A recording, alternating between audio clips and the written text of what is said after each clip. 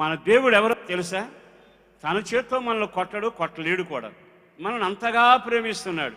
అందుకని ఏం చేస్తాడు అంటే తీసుకెళ్ళి శత్రువుకి అప్పగిస్తాడు, తీసుకెళ్ళి కరువుకి అప్పగిస్తాడు, తీసుకెళ్ళి ఖడ్గానికి అప్పగిస్తాడు.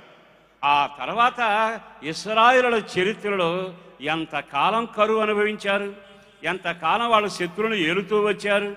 కారణం ఏమిటంటే దేవుడికి ఇష్టం లేని అసహ్యమైన కార్యాలు చేయడం. ఆ అసహ్యమైన కార్యాలు చేశాక ఒక రోజునట ఇశ్రాయేలు జనాంగాన్ని శత్రువులకు అప్పగించాడు. వాళ్ళు ఏం చేశారో తెలుసా? 20 సంవత్సరాలు వాళ్ళని ఏలారండి. ఎలా ఏలారో చెప్పనా? ఇనపరథాలు ఉన్నాయట అతను సేనాపతికి.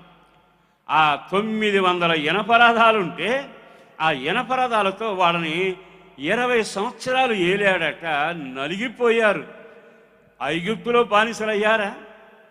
బైబిల్ లేఖనంలో బబులోన్లో బానిసలయ్యారా?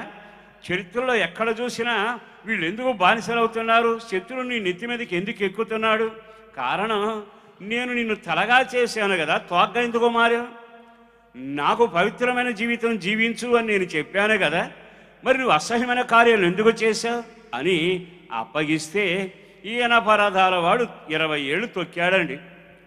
బాగా ఆలకించండి. రథం దొక్కడం వేరు, ఇనపరథాలు దొక్కడం వేరు. అన్నిటికంటే విశేషం ఏమిటో తెలుసా? ఆ ఇనపరథాలు స్వైర విహారం చేస్తాయి. చాలాసార్లు చెప్పిన మాట చెబుతాం. మనం భోజనం దగ్గర కూర్చుంటామా, నెమ్మదిగా భోంచేస్తుంటాం. భోజనానికి ఆ సమీపించిన వేళ ఏదో చిన్న మాట వస్తుంది. చిన్న మాట రాగానే చిలికి గాలివారై ఇద్దరు వాళ్ళ పుట్టింటి వాళ్ళని తిట్టుకుని పడక మంచం మీదకి వెళ్ళిపోతారు. తినకుండానే వదిలేసి వెళ్ళిపోతారు.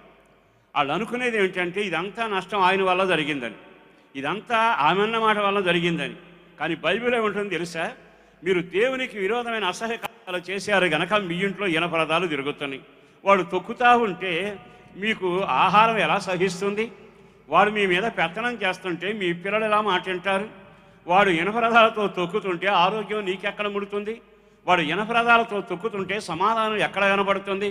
నా యేసుని బట్టి బ్రతిమలాడుతూ చెబుతున్నాను సహోదరులారా, ఈ శుభవేళ నా దేవుని పేరట బ్రతిమలాడుతున్నాను. దేవుడు నీతో నడవాలని కోరుకుంటున్నాడు. ఆయనకు బాధ కలిగే అసహ్యమైన కార్యాలను మనము చెయ్యకుండా జాగ్రత్త పడుదుముగాక.